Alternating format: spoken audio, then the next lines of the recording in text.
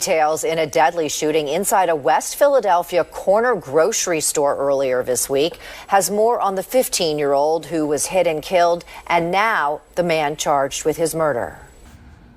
A licensed Philadelphia man is now being charged with murder.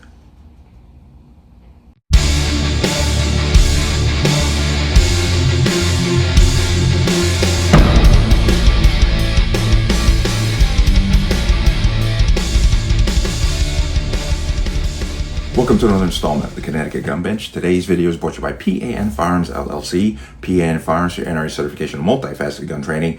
You can reach us at 203-300-6343 or use our website at www.panfirearmsllc.com. As always, there'll be a link in the description box below. If you like channel, like content, and what I do, you can support me with the link. Everything is appreciated. And once again, online store is open. CGB20 will get you 20% off, free shipping. Connecticut residents, you have to pay the tax. I have no say in that matter. But CGB20 gets you 20% off. The way to get some cool stuff to keep supporting me and what I do here. Let's talk about this. And this story is about 7 days old right now. But it was, Philadelphia, West Philadelphia specifically. A man was at a convenience store or bodega, whichever one you want to call it. And he was a licensed concealed carry. He had his permit, had his gun.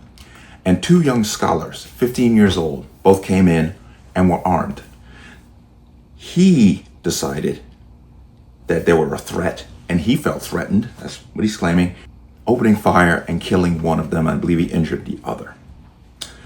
Now he's being charged with murder, and as the details come across, I am a little bit on the fence with it. But let me go ahead and give you some info. 22-year-old Jaquan Higgs has now been charged with murder in the double shooting homicide Wednesday here inside the Maryland grocery store at 54th and Ray Streets just past 2 p.m. Philadelphia police sources tell me Higgs stayed on scene at the store after shooting two armed juveniles, killing a 15-year-old and critically wounding a 16-year-old shot in the face. Philadelphia police sources identify the 15-year-old as Seth Marshall, who was shot and killed while armed with this semi-automatic gun with an extended magazine. Witnesses inside the store picked it up and put it under a car across the street to keep it from being used as they ran out of the store. Police found it and took it in. One of three guns recovered. Police say the 16-year-old also had a gun that was found inside the store. Police sources tell me that Higgs has a permit to legally carry a concealed weapon.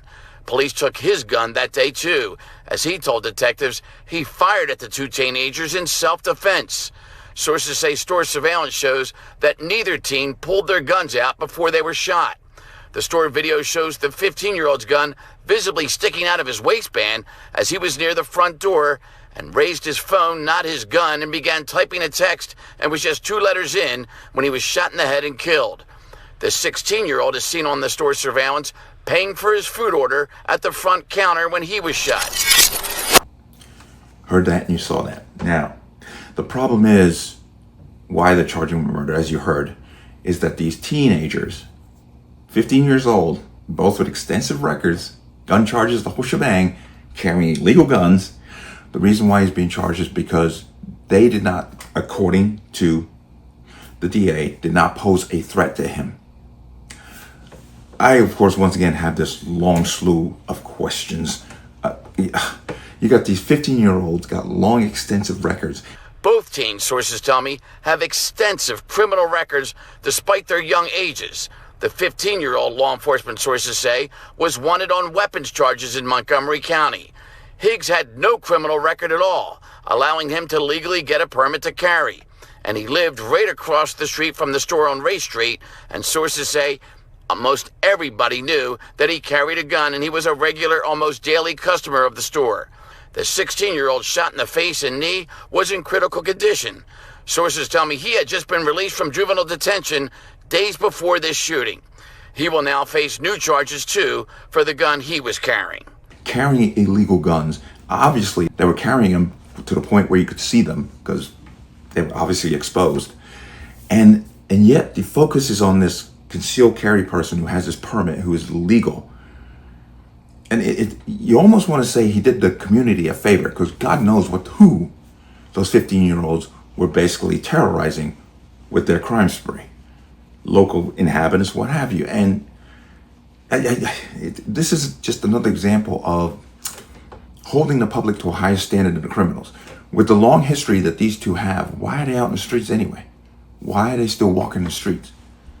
Because, once again, our justice system has become woke, and they use equity in how they do things. We've seen this over and over again. We see very violent people giving break after break after break after break. But you, as a law-abiding citizen, you do that one thing, and they're going to come down on you. Tonight, he is charged with murder, attempted murder, and more, as he will now have to make his self-defense claim in a courtroom. You know, I hope this man sets up a GoFundMe, because he does deserve to be, supported.